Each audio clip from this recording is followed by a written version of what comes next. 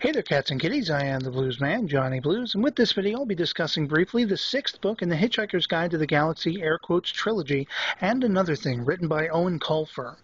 Largely, the reason why I wanted to discuss this tome was because in trying to seek out information on it after completing the original 5-novel series by original author Douglas Adams, I wasn't finding all that much talk about it on YouTube. So I figured I'd talk about the things that mattered to me going into it, and whether or not it lived up to those aspects that so endeared the former Hitchhiker's saga to me. Let me begin by saying that Eoin Colfer, acclaimed writer of the young adult fantasy science fiction series Artemis Fowl, of which I'm entirely unfamiliar, is an entertaining writer. That's the one thing I can get out of the way right away. You can easily see through reading the book why it was that Douglas Adams' widow and daughter recommended him and gave him their blessings for the task of continuing the story, even if for just a smidge, and it's a playground he has fun frolicking in. Now, the first question, which isn't Doctor Who, nor does the answer to which happen to be the numeral 42, is the book funny? Without a doubt. There are, in fact, several laugh-out-loud turns of events or guide notations from cover to cover that in some ways pay homage to the original author's efforts, while also in other ways carrying on with the perspective of the writer of current himself. From the outset, Colfer was set with the grueling task of picking up the story from where it was left at the end of the fifth book in the series, Mostly Harmless, which, for all intents and purposes, was less than favorable for the cast of memorable and lovable characters that inhabit the Hitchhiker's universe. We'll call it, for spoilers' sake, an end not only to the novels themselves, but also of as much of everything else as was seemingly possible directly tied to the lot of them. Colfer manages to finagle a way for the story to continue that, while it isn't necessarily the approach I'd have gone with, is still believable within the confines of the universe. And off on a rough and tumble journey once again are Arthur Dent, his daughter Random, her mother Trillian, Ford Prefect, and the singularly headed Zaphod Beeblebrox. This because his other head, the smarter one, whom he refers to as Left Brain, is now free to command the Heart of Gold as he sees fit, floating in a jar of sorts.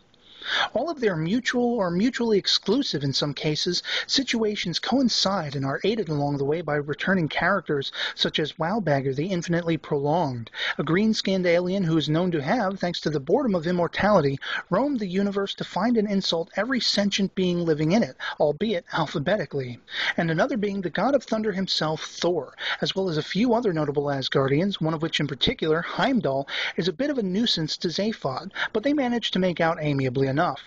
There are also additions to the series along the lines of the inhabitants of the Earth-like world Nano, whereupon are living the last remnants of human society, thanks in large part to some swift and not altogether legal necessarily dealings by Zaphod. There's an impromptu romance between Trillian and another character that crops up through the course of the story that is somewhat unexpected, and it's all thanks to the psychological side effects of what is known as dark space. And the majority of the events leading to the eventual catching up to the human settlement by the Vogons, who would see their original mission of wiping out all humanity completed in full, all seems to hinge on an insult passed between Wowbagger and Zaphod. Though it would seem by this account, then, that Zaphod is in the forefront more so than the other characters isn't entirely accurate to say, though he is a key player, making up perhaps for his noticeable absence in the final novel in the original saga. And there is a slight emphasis on exploring a little bit of the Vogon side of things as well, through the eyes of Moan, the son of the chief antagonist, Prostetnik Vogon Jeltz, who carries the rank under his father of Constant.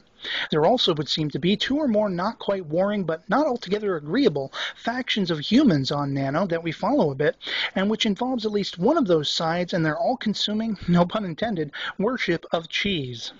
I was, however, most interested to learn where Arthur's and Random's travels would take them, the earliest of which leads to one of them, though I'm not saying which one, to be galactic president. But more so on an emotional scale, I'd come to greatly care about these two characters, probably just a bit more than the others, as in some ways I could relate to their plight.